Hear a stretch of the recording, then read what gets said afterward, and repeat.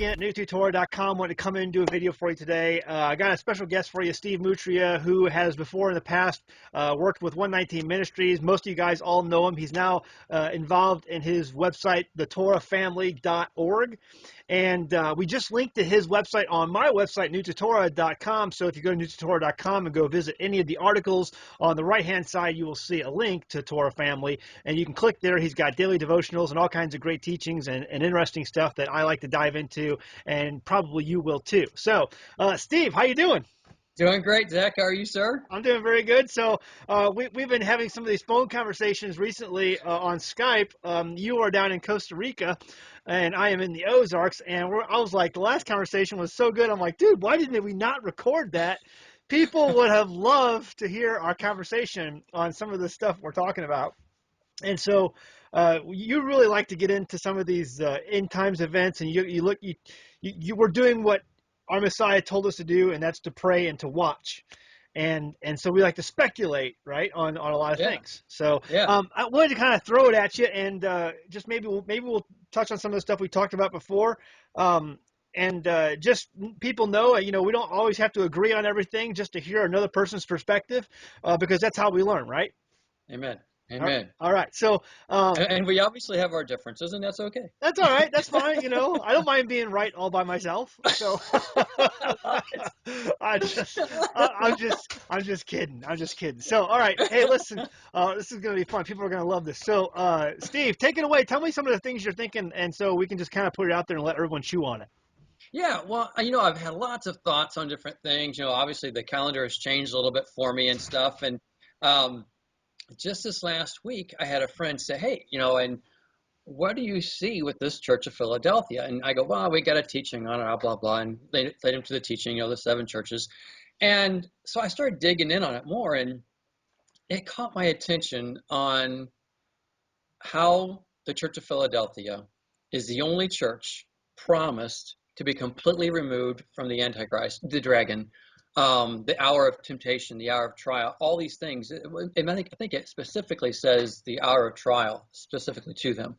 And so I'm going, what's that going to look like? Because my understanding, and granted, we all have different views and perspectives on this, but I kind of see, all 7 churches just kind of scattered around.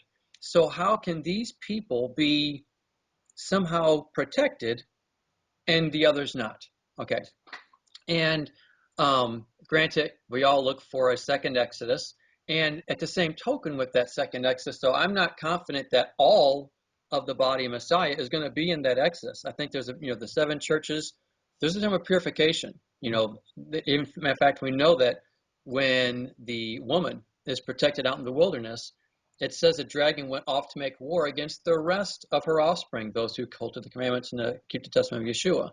So we know that not everyone, though we all want to say we're going to be in that second Exodus, and I hope and pray, I'm in it as well. Amen. But we have to realize that the scriptures are pretty clear that not all of us are going to be there. There's a time of purification.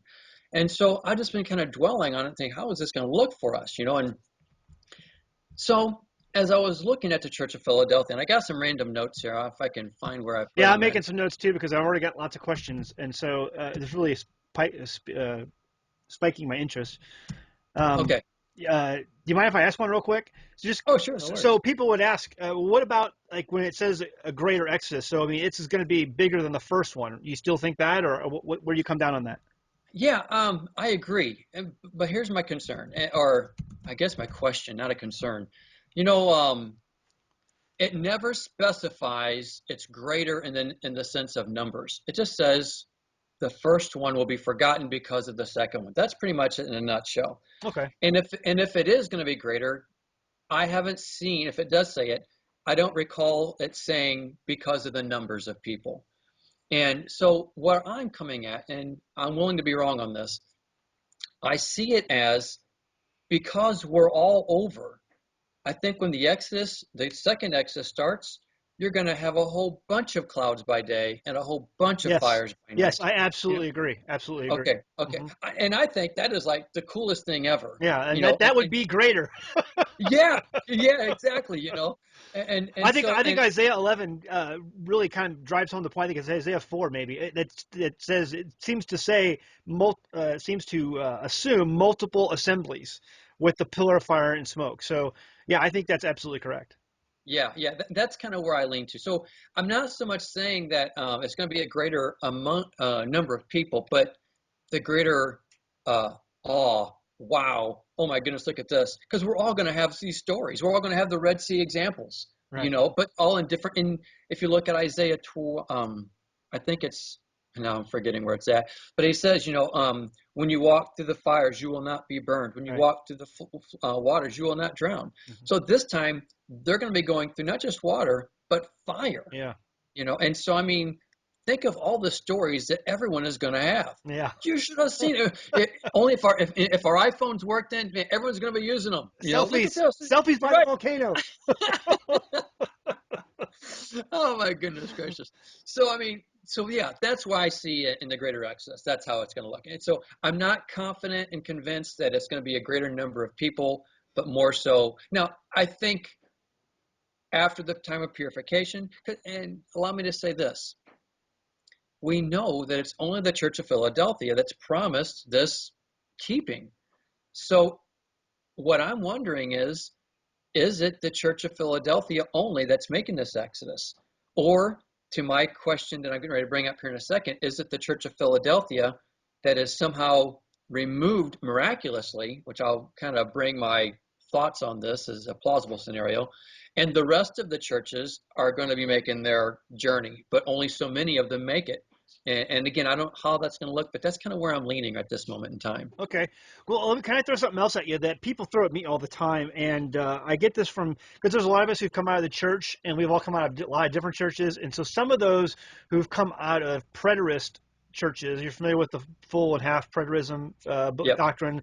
And folks, yep. if you're not familiar with that, you can look it up on your own. But what do you say? Because people will come to me, and when I talk about this too, and they say, Zach, come on, the Philadelphia, it was only referring to the Philadelphia back then, and not, it has nothing to do with future events. It's already happened.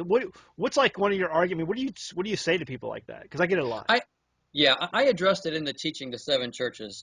But here's the thing. If we're going to say that, okay, so Yeshua speaks to these seven churches in Revelation, and because they were there in 70 AD when all hell broke loose, if you will, and so he addressed it for them. Here's my concern. You're going to tell me he's only going to address seven churches that are centrally located in Turkey area and leave all the others left to themselves. I mean, Yeah, really? yeah, I mean, he's going to speak to every single one of those churches, and if he's speaking through John, he's going to have a long list. John, here, this is going to circulate to all the churches eventually. So let's go ahead and just address them all right now. I mean, there's so many. The Church of Corinth isn't even mentioned. There's so many churches that are not mentioned, right. and so if we're going to say that it addresses those people only in those days, there's lots to go against it. Yeah, it all seems to be very prophetic to me. Just the way the words are arranged, alone. But that's one of Agreed. the arguments I get a lot from people who, it's already happened. It all happened in 70 AD. You Well, know this. and to their point, because and I've debated prayers a lot, and I agree with them on a lot of things, more so than what I think they give me credit for. They think I'm just trying to be hard-headed. I'm really not, because history is cyclical. We Absolutely. know that when what's happened before is going to happen again. Hmm. And so therefore we know all of this has happened before. So when they say this has already happened, I go, you're right, but it's not been completed. The cycle is not finished. Hmm. It's going to finish real soon. Yeah. But even then, we're going to see it cycle again at the end of the millennium. All of them come against, but it's the only thing in the millennium, there's no battle. It's just fire comes down and just devours them. Right. And so, did I answer your question there? Yeah, I yeah, think I yeah. did. I mean, it's just, Okay. here's the reason I bring it up is because we're going to go there, and I want to address this first because I know people will comment at the bottom of the video because Oh, gotcha. Yeah. I have a few preterists who stalk me. So Stalk you. yeah. Well, let it be known to the preterists out there, because I love them. I mean, they have valid points, and I just wish they would look at it in the cyclical light, and that things are cyclical. Right. It's we see it all the The time, Exodus is and cyclical. I mean, it's going to be cyclical. yeah, Yeah. yeah, You exactly, can't and deny that, so. right. And one thing, and I don't mean this to be rude, because like I said, I mean, anyone, anyone who's going to debate scripture with me and they have a passion, I am so thankful because they've got a passion for Yahweh. Yeah. And we can disagree. That's okay.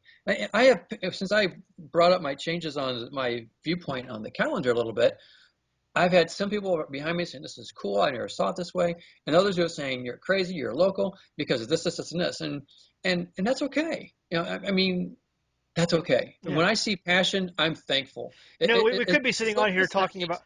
Yeah, we could be sitting on here talking about our fantasy football picks and debating that. Rather, we're talking about the Bible and the Word of God and trying to sort that out. I think that's a lot more meaningful and worthy, right? Right, right. I haven't seen a football game because I since I can remember. um, but yeah, I mean, as long as whenever a debate happens, just don't let it turn to hate. Don't let debate be hate, and that's my biggest thing. Is just there's no need for it. I mean, lots of talk on unity today. I saw your unity video, by the way, great job. Thanks. And I agree. It's like, there's no unity till Yeshua returns. And so I think the best unity we're going to have is agree to disagree. Yeah, Can sure. we not at least do that? Yeah, and love each Um, other. yeah, in the midst of that, because I believe, back to the seven churches, I believe by design, I don't so much believe Yeshua or Yahweh is dividing us, but he's allowing us to be divided into one of these seven churches in the end times. I think when the end times kick in gear, every single one of us are going to fall into one of these seven categories of churches, Hmm. like it or not.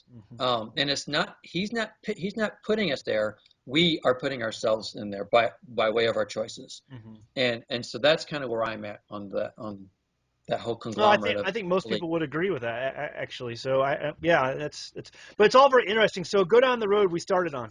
Okay, okay.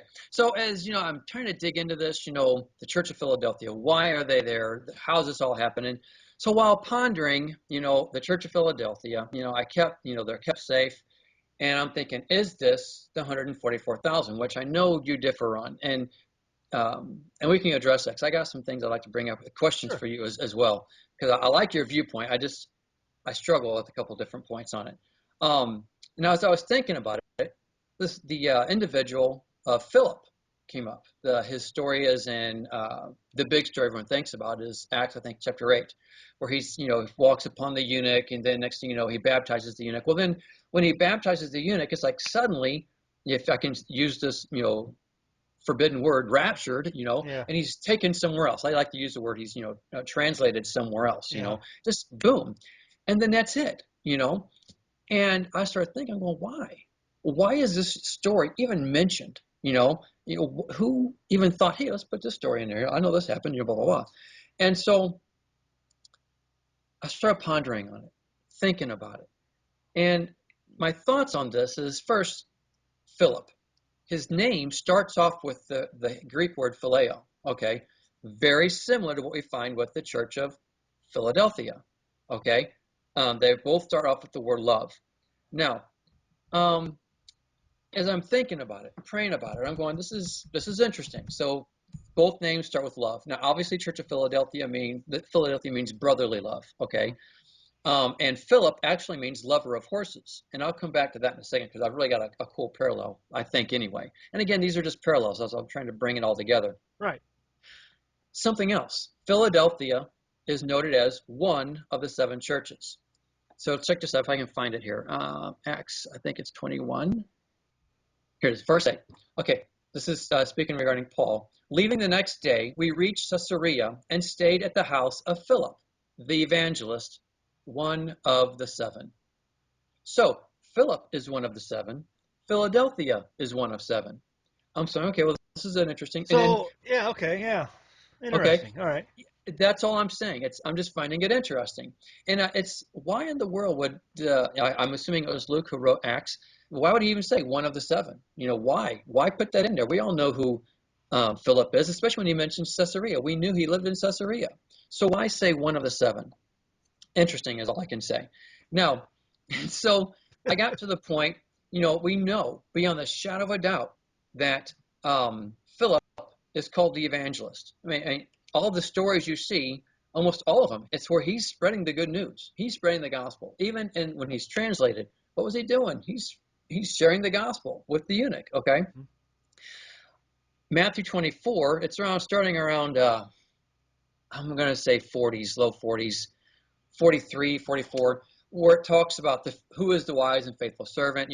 What's he supposed to be doing? He's going to be doing the work of the evangelist, giving out the food at the proper time, proper season, it even says in the Mm-hmm. Greek. So I'm thinking, here's the Church of Philadelphia, Church of Brotherly Love. Are they the ones who are truly up to the last minute? They're constantly feeding out the word, feeling out the truth, and so just a thought. He's evangelist, Church of Philadelphia, Brotherly Love. And that's why they're named Brotherly Love. They're constantly reaching out to their brothers in love. Mm-hmm. Now, something else.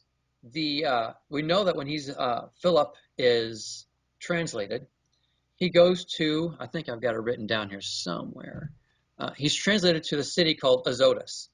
And that in itself, by the name, can actually mean stronghold. And I thought that was interesting. It had several other names, but stronghold was one of them. That it represents being a stronghold. And I thought, boy, here's the Church of Philadelphia. Could they be translated like Philip, just boom, from one spot to the next, and they're in the stronghold in the wilderness, protected by way of the enemy? Mm-hmm. So again, just another interesting thought that, again, I'm not saying it's fact, but I Sure. thought it was really cool. Back to the Philip. This is I got this on my note here. His name's me, lover of horses. Well, what do we see all believers riding on behind Yeshua when he returns? Horses. Horses. Uh-huh. And I thought, oh man, how cool is this? And so several things that I thought was just too many things about Philip and the Philadelphia I thought were just like, I couldn't just bat an eye. I at least had to raise my eyebrow at it and go, is there something with Philip, how he was translated from one place to the next? And even the place he went to was considered stronghold. Could that be that what happens with the Church of Philadelphia? Whenever everything happens, which I believe will be the last day of Sukkot. Yeah, so they're like, boom, boom, placed into that place. I don't know. It makes me wonder. I think it's kind of interesting It is myself. interesting, absolutely. I can't wait to see the comments and when people start chewing on this themselves. One of the coolest things I do when I explore a topic like this, I like to see the feedback because so many times people will see or know verses that didn't even come to mind with me, and they're like, "Oh yeah, what about this verse and this verse?" And so you kind of build on it. But yeah, that Cool. that is pretty cool. Yeah, that's Yeah, awesome. yeah, I thought so too. There's Have you looked so into the much. history of the city of Philadelphia? I think it's in southwest Turkey. It's Southwest, yes. Yeah, Yeah, West, yeah, yes. it would be cool to kind of look into that and see what how it was founded, some things like that. Just to, I don't know. I cover some of that in our teaching, but to be straight, it's been so long since I did that teaching. I have to go back and learn myself from what I taught. you know, so so I don't I've remember done what all that. those. Yeah. Okay. So, but I do cover that a little bit. But I'm not sure. I probably need to revisit that and see if there's anything else to look for in that. Yeah, something that might pop out at you. That'd be kind of cool to look at that. Hmm. Right, right. Very neat. All right. Okay. So what else you got?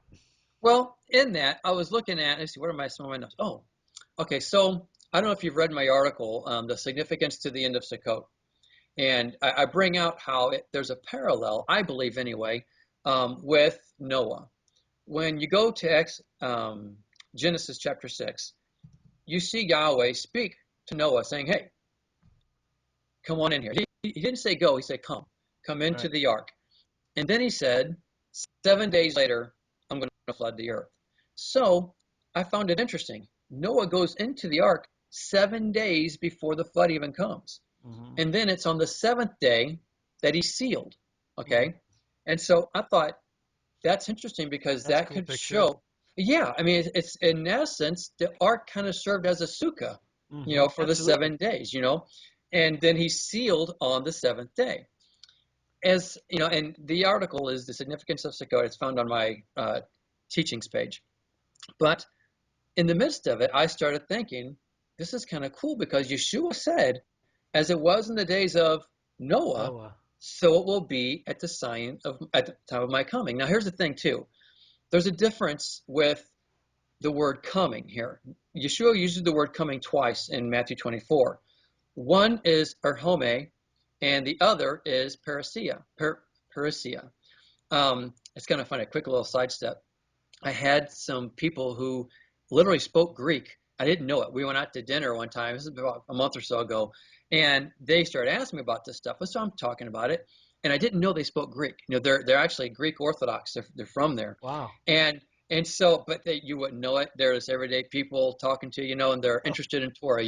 right. And so I said, yes, it's really cool because Yeshua uses these two words. I said parousia, and then she says, no, you pronounce it such and such. I go, how do you say it again? And then she goes, and then she goes, I teach Greek. I'm all this other all she gives me all her history over there, raised in Greece and all this stuff. I'm going. Suddenly, I feel like this tall. I'm going. I'm going. Oh, dear Father, let this be right now. So. And so I said, well, then you will know, if I'm not mistaken, that parousia, and then she corrected me again how to pronounce it. So I still can't remember how to say it. But I said that it means not just a coming, but everything that involves a coming. It's like if they're going to be a coming, first there's an announcement. First, she goes, and she looked at me, she goes, you're right. I said, okay, well, then Yeshua, and then he uses that word, and then he uses the word Erkome. And then she says, no, you pronounce it, or, and whenever I goes into this again. I says, and then I tried 4 or 5 times, I never got it right. And she laughed at me. And then I said, so then you'll know that word means a physical, literal coming. Nothing around it, nothing surrounding it. It says when he comes and touches earth. She goes, you're right. And then she gives me all these illustrations of where it's used in sentences and stuff. And I said, so we know that when he says, as it was with the days of Noah, so it will be with this coming, meaning not the physical return, but what begins everything. And then I said, because here's the thing. I said, I struggle with us saying people are going to be eating and drinking, marrying and giving in marriage up to the day of the Battle of Armageddon. Yeah. I can't see that. I mean, Yeah. we just went through all this tribulation time, and whatever population is left on the earth, they're not going to be drinking, and they're going to be, where's my next meal coming from? Right. And Exactly. all this other, there's tons. I mean, the world is in chaos at that moment in time. Exactly. So it's not going to be how we think it. But however, if we start the beginning of the tribulation, the what begins his coming, that which is involved with his coming, now it makes a little more sense, And if and I'm of the perception that the tribulation will be 1 year, not 3.5 or 7. And the article cut short on our teaching on our website Yeah, we, explains we that. shared that on Facebook, on our Facebook page too. Great article. I encourage everyone to go find it. It's at thetorahfamily.org. Yeah, yeah, it's under special message. It's funny because I Okay. received this from people in Canada, Uh-huh. and they were and I, well, you can read it. That's a side story, but it's on there. I give it, but they bring up so much stuff. You just can't just throw it to the side. You have to think. This makes some plausible sense. Yeah, absolutely. Anyway, so my take on this is that when he says the parousia, with Noah, it's all going to start. This 1 year term of tribulation is going to start with a boom. No one's going to see it coming. It's going to completely catch everybody off guard, except for those who are Right. at least mindful. Okay, so I'm Yeah. talking the world. Right. And so anyway, I really believe that when he says, it's going to be like that at his parousia, it's going to be like that when it all begins. And so I don't know where I was going with this. What was my story? You had a question. About basically about yeah, the coming and how it's all going to be involved in the two words, and I mean that's where Okay, you left okay, off at, kind of. okay then. Well, and so as I'm going into this, and I'm thinking, where in the world is all this going to fit into place, and how will the Church of Philadelphia, will they be translated just like boop right before it? And I'm thinking there's evidence that makes us think he's going to literally translate them just like he did Well, with you were kind of going down the path, I guess, now of being sealed because Noah was sealed into the ark yes, when the door, and you're translating the Church of Philadelphia over, and that's what if it it's was. Philadelphia or whoever it is, they're going to get sealed. On the seventh day. That's right. It Right. was, thank you. You brought me back to my point. It was, I think the significance to the end of Sukkot, it's going to be when we're all sealed, those who are, I pray I'm in it, those who are going to be sealed, it will be happening on the seventh day, of Sukkot. Mhm. I think there's significance to it. And the mere fact that Noah is sealed on that seventh day, and after being in the ark like a sukkah. And then here we have Yeshua saying, as it was with the days of Noah. Well, if he goes in the ark and then in the ark he says, "In 7 days I will flood the earth." Hmm. Well, the first day is actually the day he's in there. It actually would be to me the eighth great day of, because you count the first day he's in the ark, and 7 days later you got 7 plus 1. That would be eight, right? Because that would have some scriptural significance because there's 8 days on Sukkot, right? Agreed. And I've thought that too. And yes, it's very plausible. This is why I don't lean this way. Okay. The only reason why I don't lean that way is because um, judgment on all comes when? At the end of the millennium, seventh millennium. Okay, Right. there's your judgment. And then what do? We enter into eternity from that point on, the greatest eighth day. Ah, okay, yeah. Because a So new beginning, is that 8 or 10? eight is new Eight. number new Right. beginning. Right. Right. Right, Right. right. And so that's kind of why I lean that the judgment happens just at the seventh day, and then we enter a new beginning. Right. But Okay, that that's makes that's sense. kind of what. But now, to your point, it could still very well be this eighth day. I agree. Right. Right. Sure. So, Sure. right, Okay. Yeah. Very. Very cool. Very interesting. yeah, Yeah. I thought so. I thought so. Well, here's something else. I was thinking about this just, I guess it was 2 nights ago. I was just kind of thinking and praying, and got done writing some daily devotions, and said, okay, I answered some emails and stuff, and then one of them was about the end times, and so I was discussing in my own head. I do that a lot. And I thought, okay, we're discussing a second Exodus here. This is the topic as a whole. So, is there anything that we can glean from the first Exodus, the plagues, all of that? Hmm. Can it apply to the second Exodus? Sure.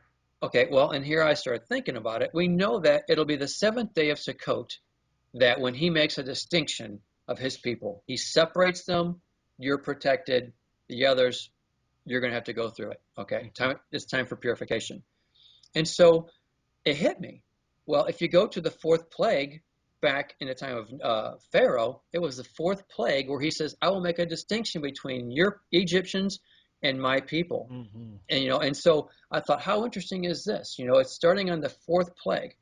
And so if we make that fourth plague equal to the seventh day of Sukkot, that being where there's a difference between the people of Yah and those who are not, or those who need to be purified still, whatever the case could be, then that would put us back. You go back 4 days, back to the first day of Sukkot. Could that be something where everything truly begins, where we all start saying, hey, we're all going to be a part of this for the next 4 days, but then all of a sudden he separates us on the seventh day. So that's kind of where I'm wondering. I'm thinking, okay, the significance to the end of Sukkot is where he separates his people.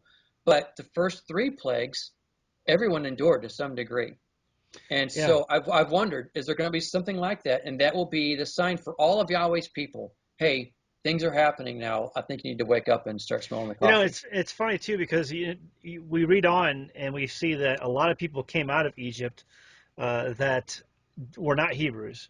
Mm-hmm. And they would have had a lot of, even some Egyptians would have had to gone through those plagues, even though the Hebrews did not, those remaining plagues. But there Mm-hmm. were still many who made it out, and eventually their offspring made it into the land. Um, Correct. but they did go through those plagues. I mean, they would have had to because they weren't Hebrews. Right. And there, I believe I'm of the opinion that Egypt had a lot of conquered people, not just Hebrews, living in that land, and a lot of them saw their taskmasters getting beaten down by this strange Hebrew god. And when these guys say they're leaving, guess what? We're going with them because I'm getting Yeah, while the getting's good.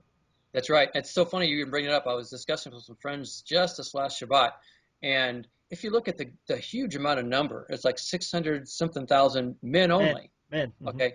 Now we know, I have to explain this out, but they were only there for 100 plus years. Everyone looks at it as 430 years. That actually goes back from the time of Jacob. Really? Okay. Wow. Yes. Okay. So yeah, Yes. because I know there's Yes. people in my fellowship who are of the mind that it's 200 some odd years that they were there, and Well, you're of the mind 100. I've never heard this one, so you're yeah. gonna have Well, to. just a little over, maybe 150, something like. I have to go Yeah. back and do the numbers. But Yeah. here's the thing: if you look at, and forgive me, I'm forgetting the names, but it was okay. Levi's. Okay, no, it's Noah's. Noah. Hello, Steve. Um, Moses and Aaron's mother. Right. Okay, their mother was the daughter of Levi, direct daughter of Levi. If you go back and look, you can so you have one generation. Here's Levi, his daughter. Uh-huh. And there, then you've got Noah, I keep saying Noah, Moses, and Aaron. So Levi was their grandpa. Right. So we're not talking, and now granted they lived a longer time, maybe even to that time, but still we're not talking that many years. We're talking a maximum of 150 See, years, so my something. question is like, here's my thing, and maybe we're going down a rabbit trail, but We um, are. yeah, it's fine. Um, I'm of the opinion it's still 400, only because I think the people that it mentions in the line of those people are just some of the higher up, the patriarchs of the family, and so they list only those and they leave out the others in between. And Right. because there's so many other proof texts, like where it says that your people will be in there 400 years of your children. So of your children of your seed, they will be there 400 years. So he's talking to Abraham, and so his seed being Jacob, which would be a grandchild. But Hmm. then also it says then that Israel, who is the name of Jacob, Hmm. was in the land 400 years. Hmm. So to me, I'm like, I don't see how it can be less than that. And there's I, a I, bunch of other proof tests that I proof test. Not only that, but the mathematics of having that many people. Let's just say even a quarter of 3 to 5 million, which people estimate it was 3 to 5 million total people. Well, a mhm. quarter of that, the mathematics of making 70 into that is just phenomenal. Okay, well, here's the thing too. I'll have to do some research on it because you may be right. I'm not saying that, but here's I my may be my wrong, problem. but I like to Yeah, think I'm right all the time. But there's a song. Someone see the song, maybe wrong, maybe right. But Paul discusses it. I think it's in Galatians or something like that, and he discusses it, and that breaks it down some more. I'll have to look at it. right, But here's the thing that I found just last weekend. It gives how many from each tribe was leaving. Big numbers, okay? But and it was right, only the men being counted. However, if you go to the tribe of Levi, the tribe of Levi was, already at that moment in time, Yahweh knew they had been reserved for what? The priesthood. right. So no one else, only of the direct lineage of Levi, where we're talking about. It actually says like 20, 21,000 only from the tribe of Levi, counting infants from a month old. So this is huge. I mean, all these other tribes have these great vast numbers, only men. Uh huh. And Yeah. then Levi only has this 20,000, and that's counting And boys, teenagers, infants. yeah, That's all of them. yeah. So it's like that's why I'm struggling with thinking that, this was, a whole bunch of years. Yeah, and so I mean 400 plus years. That's just because what I'm seeing is the tribe of Levi, that was the true Le Israelites, only Right. from the tribe of Levi. Whereas all the other tribes, like you mentioned, that was all the other people who said, "Hey, So I'm let's going to just say join your group." 20,000 people, and there was probably some intermarrying there, but it's still 20,000 people from Levi and whatever Hmm. offspring he had when he went into Egypt. Hmm. Hmm. That's a lot of people. Well, at the same time, we know that they were. I mean, I don't know when Levi died. Okay, we don't know how many children he even had. Okay, because after he got there, how many more did they have? I mean, it says that they produced abundantly, but I mean that's almost No, well, it's funny it would because have to be miraculous. a friend of mine, we did the numbers, and it was something like only like 12, average of 12 children per family. Yeah, Whereas if we do it the other way, it had to be like, oh my stars, something crazy. yeah, yeah, Whereas if you think only, a small amount, it ended up being like 12 people for children per family, which which was far more doable. which is possible. Right, Yeah. right. And again, that's something we'll have to look into more at a Yeah. different time. Yeah, I don't know, but I know I've looked into it enough to know that it's highly controversial. People argue about it all the time. So Oh yeah, yeah. It's not worth arguing. I mean, it's one of those things that Yeshua's gonna just shake his head at us when we all get there. Really, you divided over this. but just tell us the answer. We gotta know. That's the truth. That's so funny. That's good. That's good. Yeah. So anyway, I don't know what else we had in mind. Oh, okay. If we can discuss your viewpoint on the 144,000, Yeah. because I struggle. I've heard your view, and I go, man, he's got great points, and I see this and I see that. And I know we discussed it a little bit the last time. And I think I mentioned even then, I see the 144,000 as people who are not innocent by default, but rather righteous by choice. Right. And again, I don't want to. I see your viewpoint, Hmm. and I just struggle with it. And here's something. If I can ask you a question, Sure. and John chapter 3, I can't remember what verse 3, something maybe like that. It's where Yeshua says, "Look, except a man be born again, he cannot enter the kingdom of heaven." Okay, now that's pretty huge. I mean, Hmm. this is a willing choice. You have to choose. And if I can do a 30-second sidestep, I get lots of people asking me questions. Since we're going to be, ruling over all these people, where are all these people going to come from? I don't have a biblical answer. I have an answer that I think can apply, but I don't. That's why I don't preach it. But I do have something I think is legitimate. Hmm. This verse alone says, "Except a man be born again, he cannot enter to the kingdom of heaven." So, what about all of the individuals, people, humans who have been aborted? And I'm not just talking in the recent years, the last 30, 40, 50 years. I'm talking throughout all of history. Children who have been, who have died before they had that opportunity to say, "I choose Yahweh." Hmm. Yahweh, we know, is not going to send them to an eternal darkness, to eternal lake of fire, whatever. He won't do that. He's a loving and he's a just God. Hmm. So therefore, he's going to give them, in my opinion, their opportunity. And I believe their opportunity is going to come in the millennium. All these people who have died have not had the opportunity to willingly choose or reject Yahweh as their Savior. Then I think they'll be brought back to life, not resurrected, but brought back to life. And they will have that opportunity to live out their days, to reject or to choose Him during that time.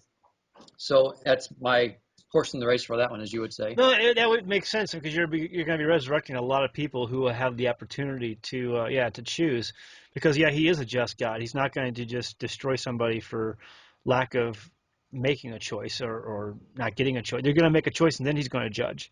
Right. So I think that's a very good concept. My thing is with when he says a man may not enter the kingdom unless he be born again. There's going to be a lot of people in the kingdom, but I think only not there's the 144,000, I believe, is a small percentage of that.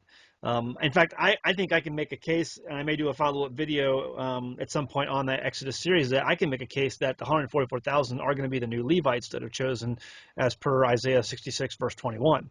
And so it's going to be choosing new Levites and priests. And so I think they're going to come from the Gentiles. So I think that's going to be the 144,000 that he chooses for that purpose. Um, it could be. I don't know. I'm making the case because I'm finding a lot of verses that link there. But so I think the whole thing with the children being the 144,000 in no way takes away from the number of people who are born again and who enter the kingdom because they are found righteous and they are coming to the wedding with the proper clothes on. I'm with you. I'm with you. But I guess my thing is, I want to see your teaching on it too, because I'm interested in that. And you're talking about Isaiah 66. But um, if he won't allow someone to just enter the kingdom without choosing him, how can he choose 144,000 and make them these priests when they haven't even willfully chosen him yet either? That's where I'm struggling, and See, that's why and I see it's these are people who have willfully chosen, and that they're the cream of the crop, if you will. That sounds like a wrong, right. but it does say first fruits. Well, yeah, that's right. First fruits, and that's equated. That's why I put the verses in that teaching about how, when it goes back, and you talk about first fruits, it talks about the Levites and the sons of Aaron. Their sons are the first fruits, and it's always children. So their children are the first fruits after they're weaned. So these people are probably at least 3 years old. These children, these kids, and so then they are set aside as first fruits. So um, I think that's why I think there's a strong case of it being children. There was something else I was going to say that you brought up, and I can't remember what it was. That must not be important. No, it was. I'm I just can't joking. remember. But yeah. Anyway, so my whole thing on that is that there's just so to me there's just so much. Oh, the other thing was that it goes. See, having people say I choose the Father, and it goes against kind of what the Father has chosen in the past. Because the Father, if you go back to Scripture, has always chosen people who didn't want to be chosen, in case of Moses, case of Jonah, or people who were the most unlikely of candidates. A small child Samuel, David, the people who no one thought would ever be able to serve. They hadn't made a decision yet. Hey, I'm going to follow Yahweh with all my heart, mind, and soul. They weren't adults. And so, but God said, those are my guys. Josiah, another one. Those are the ones I'm coming to use for something special. And so, if I just go based on who the people God picks, it's either someone who fits into one of those two categories. So that's what makes me think children. It would be the one who would be the most unlikely, and not so much so because I think that you're going to get some of these people who go into the camps of the righteous, whether it be Philadelphia, if we think that is actually going to happen as a possibility, or some of these other churches where you have a pillar of fire show up, to protect God's people, because it says it'll be a culvert, a protection, Hmm. and so all of a sudden you show up as a pastor with a seminary degree from master's theologian whatever, and there's a child running things. No, no, no, no. Oh no. Oh no. No. See, you don't understand. I know the Bible. This kid. Right. Let me talk to this kid. So it's just it flies in the face of pride, which is something God says over and over again He hates, and men are full of. And to me, what better way to stick it to a bunch of prideful, arrogant, theologians than to pass them all over for a kid? And excuse me, I am 100% agreement. Um, my point is though, and I not only agree 100%, it's like I emphatically, you're right. But the point is, for me, I look at Gideon. He wasn't Yeah. a child. He wasn't that young of a child, young man, Right. okay, but he was humble. Hmm. So, and here's my point. It was very humble. Yeah, absolutely. I was just reading, Jotham. I just did a video, and that Unity video was Jotham, his son, because they tried to make Gideon king, and Gideon's like, no. And Jotham knew what he was saying. Yes, exactly. So to your point, I without doubt these people are going to be humble people. I mean, they have to be because that's what Yahweh wants, a humble heart, Mm-hmm. one that is willing to be used whatever he says. Right. And so I'm with you. I just struggle with I'm not saying you're wrong. I just struggle. I'm struggling getting past that at this moment in time. The biggest thing, yeah, there too was just because our Father, He always does things in cycles. He Hmm. never contradicts His word. Hmm. But at the same time, he manages to always think outside of the box and come from a direction that nobody saw coming. Isn't Right, that right. amazing? I know it. I know it. It is so funny. Well, and that goes back to the Philip thing. I think, I was like, it's here. It makes sense, but yet no one's going to see it coming. Uh-huh. If that's even Well, works yeah, out right. exactly. But that's really good. That was all very good, and none of it contradicts the word you're going through. You're trying to line up puzzle pieces, and they all manage to line up. But it's Hmm. something that you would have never seen coming. It's not going to be taught in any seminary somewhere. Right, right, right. Now here's something else. I kind of forgot to mention this on the 144th, the Church of Philadelphia. It says that. What was that part? Oh, Yeshua says, "Pray that your flight doesn't take place in the winter or the Sabbath." Right. That's kind of big. But what does it mean? Everyone's been scratching their heads for how long? Well, maybe it's this. Well, here's this day lands up on the Sabbath, not in winter, not spring, all that kind of stuff. I've been there, done that, bought the T-shirt. Right. And I'm at the point where I'm pretty confident that I could still be wrong, but confident that I could be right. That it's not a Sabbath day; it's a Sabbath year. He's talking about. Hmm. Pray your flight doesn't take place in the winter or in the Sabbath year. Yeah, because you Okay. have you have all your food stored up, and you can't leave it because you'll leave your food behind. You can't carry it with you. Well, here's the thing too. To take it even next step. Okay, a friend of mine contacted me saying, Steve, you're saying you believe this great earthquake can happen on the seventh day of Sukkot. I go, yeah, it's very plausible. I'm open to it. And he goes, well, do you think it's going to last 40 days and 40 nights like it did with Noah? Hmm. And I go, ooh, I hope not. It never hit me. But then all of a sudden, I realized he had a very valid point because Haggai chapter 2, it says, and interestingly enough, he said this on the seventh day of Sukkot. He goes, once again, I will shake the earth and all of it once again. Well, when was the first time he did it? Back with Noah. Hmm. And I found it interesting. He said that on the seventh day of Sukkot, 21st day of the seventh month, And he said, I'm going to shake it again, like I did before. Well, how did he do it before? For 40 days and 40 nights. And I just started realizing, going, man, this could really be true, you Mm. know. And then as I started praying about it and thinking about it, just kind of, could this really be right, And as I was looking at it, Wow. it hit me. Check this out. If you take the latter Sukkot, okay, right now there's right now we're celebrating Sukkot right now. We celebrated in September, and now we're thinking, hey, maybe this is right here, so different topic. We should Long talk story. about that. We should talk about that afterwards. But go ahead. Oh, okay, okay, That's fun stuff. Yeah. okay, we can do that. So here we go, and here we are celebrating it now. And I thought, man, if a 40-day earthquake takes place at the end of Sukkot, in a latter Sukkot, we're talking beginning November. Go 40 days, that takes you like in the second week of December, okay? Hmm. But remember, this is under the mindset, if it's possible, that like Philip, the Church of Philadelphia is like oink, translated out. So pray your flight doesn't take place in the winter or the Sabbath. In other words, pray you're the Church of Philadelphia and you're protected. Right. Because at the end of the 40 days, 40 nights, you're just a week away from being in the heart of winter. Hmm. December 21st. Hmm. And then if you're going to start your journey following the cloud by day, fire by night in the heart of winter. Hmm. Okay. And then if you get there by the time of Passover, which I believe will be when the Antichrist will begin his Yeah, that's rule. so crazy because I mean, what if these pillars of fire, these protections show up at Sukkot, and you're in the city still? You're not celebrating it. You know you should have, but I didn't get off work. You And mean you mean Passover or what are you talking no, about? I'm sorry. Sukkot, Sukkot. You're doing Oh, okay. Sukkot, and so so the 40 days. Oh, okay, my brain's just going a million miles now. So, all right, finish your topic. Go ahead. Yeah. Okay. All right. So then, here we go. Let me backtrack real quick. In the last day of Sukkot, Church of Philadelphia, let's just assume that they may be translated like Philip, Philadelphia, translated. Then, like on the seventh day of Noah, on the seventh day of the, I'm sorry, 21st day of the seventh month, as in Haggai, the earthquake happens. 40 days, 40 nights. I don't think it's all going to be all one thing. I think it'll be, shaking here and it affects this quick. And so it's going to be like a domino effect, I think is how it may work out. Who knows? Nonetheless, that's all speculation. Well, this is all speculation.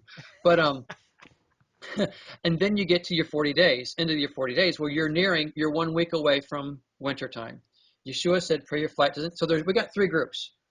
Either you're out before the winter and Sabbath, or you got the people who are going to be traveling in the Sabbath or in the winter, and then you got those who will be traveling in the Sabbath. Okay.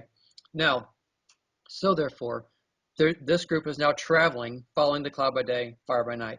They make it to the place prepared in the desert, wherever it may be. A lot of people say Jordan, which makes sense to me. Um, and then they're protected. And then Antichrist begins his rule and reign at the time of the Passover. Okay, what's he do? According to Revelation 12, he pursues the woman. He fails. Then what happens? He goes off and makes war against the rest of our offspring, those who keep the commandments and hold to the testimony of Yeshua. Then at that time, I think it will be the rest of the people who their eyes are opened. Oh my goodness, then they start trying to make that journey in the Sabbath year. And everyone's going to be saying, wait a second, Steve, the Sabbath year was last year. That was the Shemitah. Yeah, I don't think we Uh, can know. We I, can know. We can know. yeah, I differ with that anyway. I could explain that, but no need. Here's the thing. I believe that that's how the Antichrist begins his rule, and it will be in a Shemitah year. And then this is going to shake people up, if they can watch my teaching, The Last Trump. I don't believe the resurrection takes place on the Day of Trumpets. I used to, but I am leaning very heavily that it takes place on the Day of Atonement. And the 49th year, the Day of Atonement, they are to blow a trumpet announcing the coming Jubilee, okay, on the Day of Atonement. This is the last trumpet blown, okay? And it's announcing the Jubilee. So, and what day is the bride of Messiah truly spotless?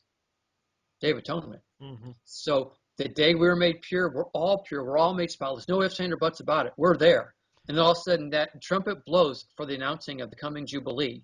Then that's the resurrection. And then obviously the millennium, I believe, starts in the Jubilee year, because that's when everyone returns to their rightful land. So we're all going to the land at Right. that time.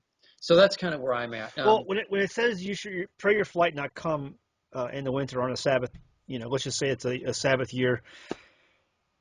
So let's just say, for instance, we're all doing our Sukkot. You're thinking the earthquake happens at the end of Sukkot, right?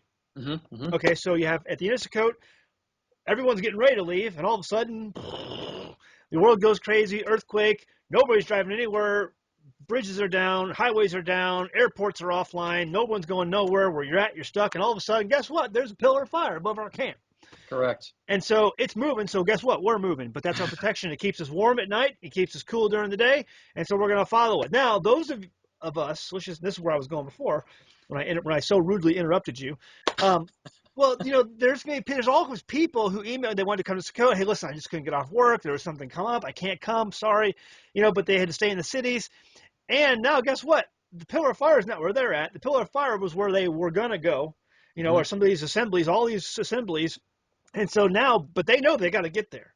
hmm And hmm so, and guess what? It's a week before, it's 40 days of earthquakes. 40 days are now over.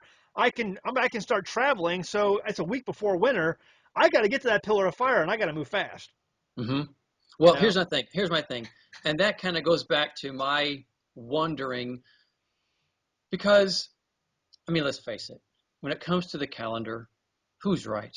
You Right. know what I'm Yeah. saying? Sure. I mean, I value everyone's perspective. And when they want to even get hot about it, I'm so thankful they're hot about it because they got a passion. They love Yahweh. And I really Mm-hmm. mean that, you know? Mm-hmm. And I value, I just disagree. That's it. I Right. say I just struggle with, your viewpoint. I'm not saying you're wrong. I don't see you're being right at this moment in time. Mm-hmm. And um, so here we have all these people who love Yahweh.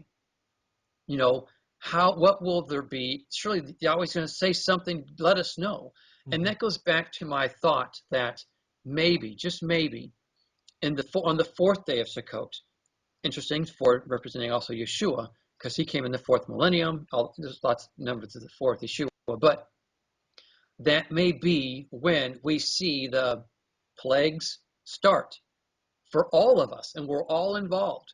But Mm-hmm. yet all of a sudden we got those first 3 or 4 days. Hey guys, I think this is the real Sukkot. Let's go back and let's go get ourselves to it. Mm-hmm. I think that's the pre-warning. Mm-hmm.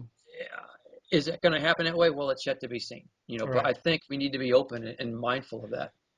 Either way, I think it bears taking these things seriously to just study and show ourselves approved. So, Mm, but yeah, let's talk about the calendar a little bit because you make a really good point, and some people know on my channel. I mean, I have a lot of I'm open like you are. If someone disagrees with me on the calendar, fine, great, whatever.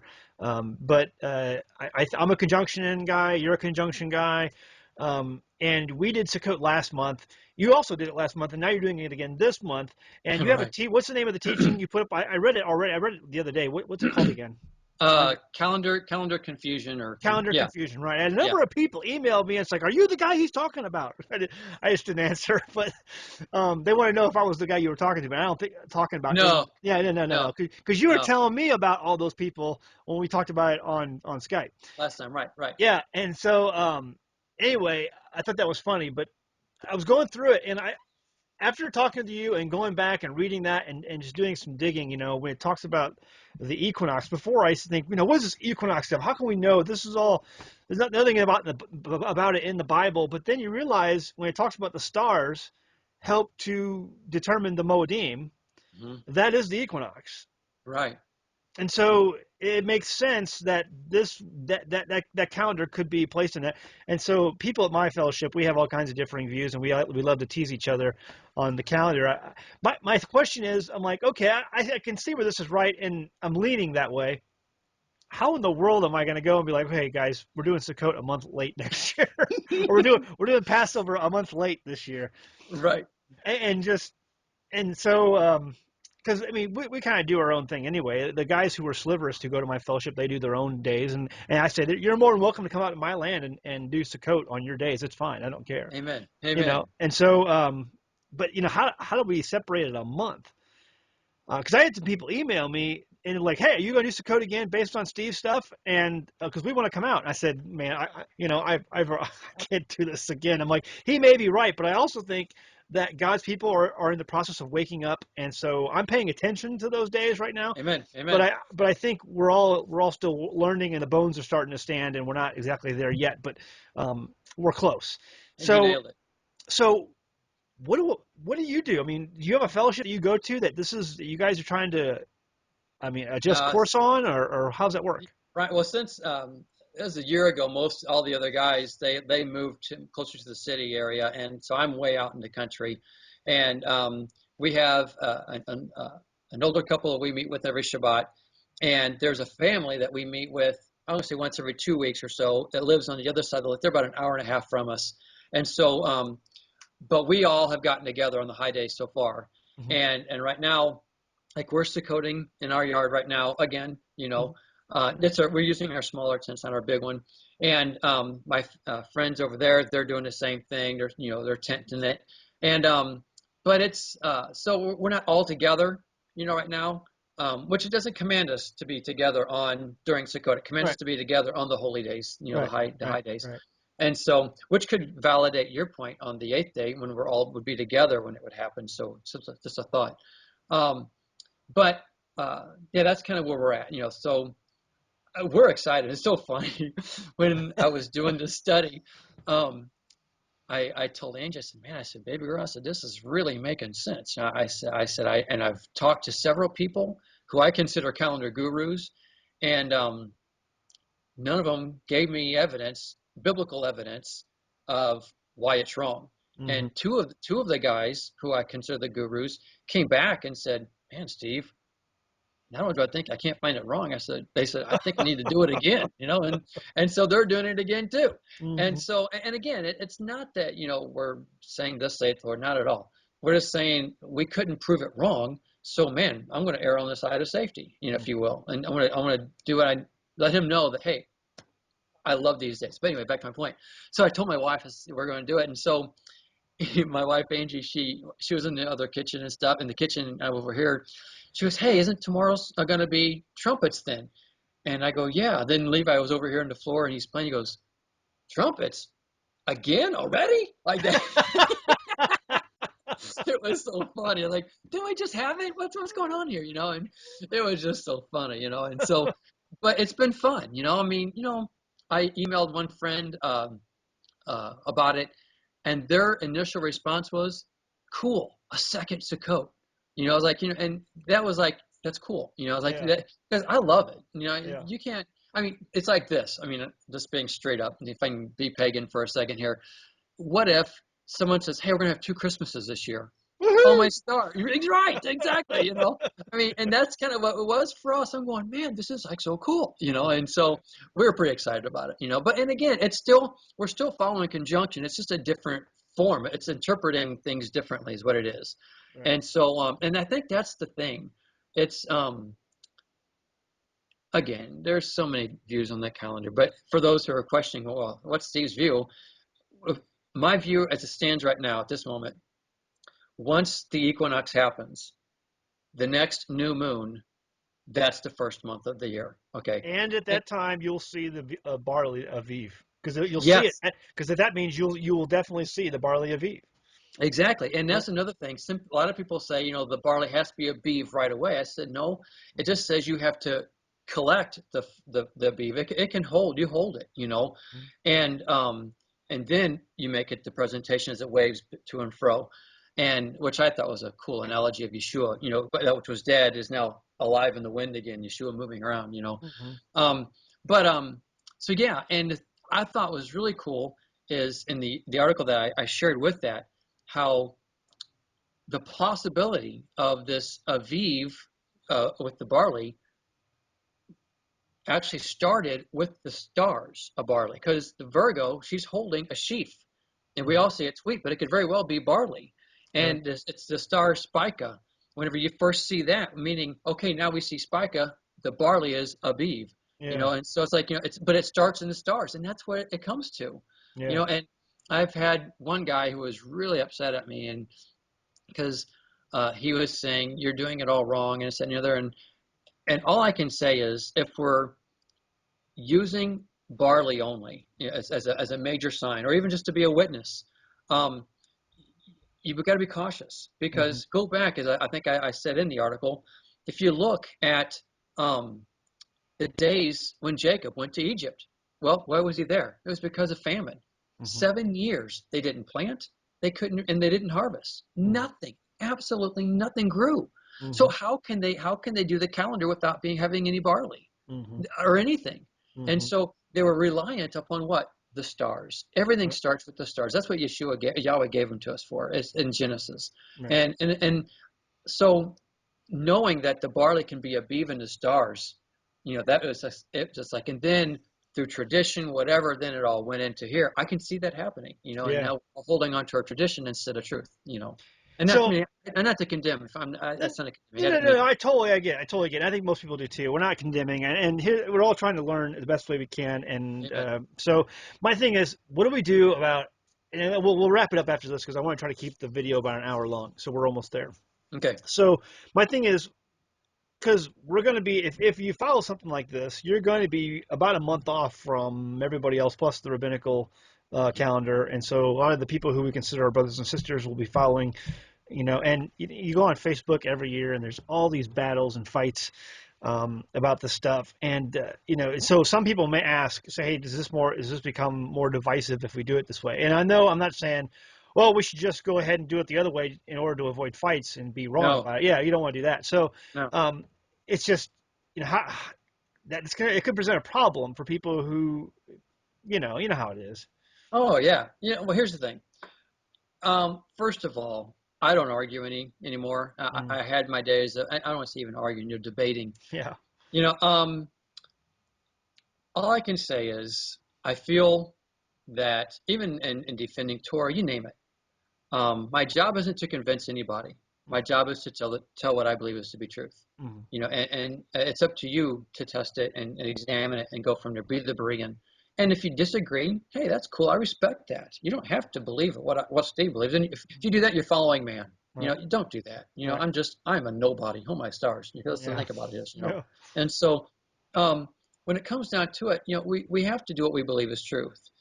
And I think as long as we are pursuing that. Now, if you know something is true and you're rejecting it, well, now that's a different story.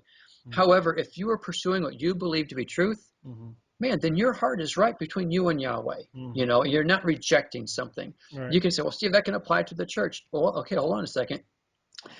When someone is going to reject Torah to hold on to their truth, that's different. I'm talking about believers who are already accepting Torah as truth. That's now how we are understanding and defining Torah. Right. Okay, big difference. Right. And so, but here's the thing.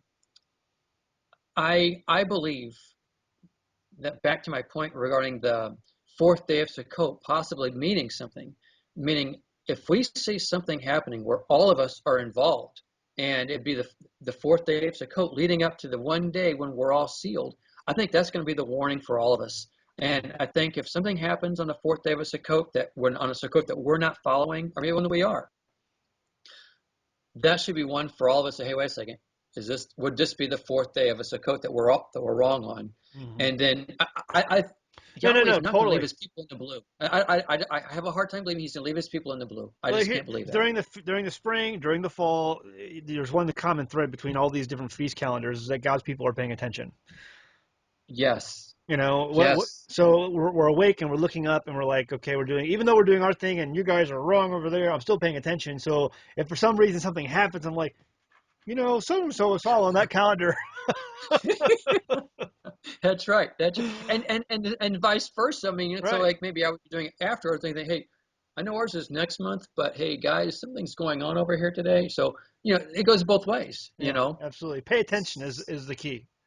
Yeah, watch and pray. Right. That's the thing. You Mhm. know. Yeah. Well, Amen. very very cool. So listen, I am really glad we're gonna do this again. We'll see what the comments are. I'm sure there'll be a lot of great comments on the video below, folks. If you enjoyed this session that we had, we've been doing this, having these conversations off and on, and I'm like, dude, next time we do this, we got to record it because people I think would love to hear the back and forth. So if you enjoyed that, go ahead and give us a thumbs up on the video and leave a comment below.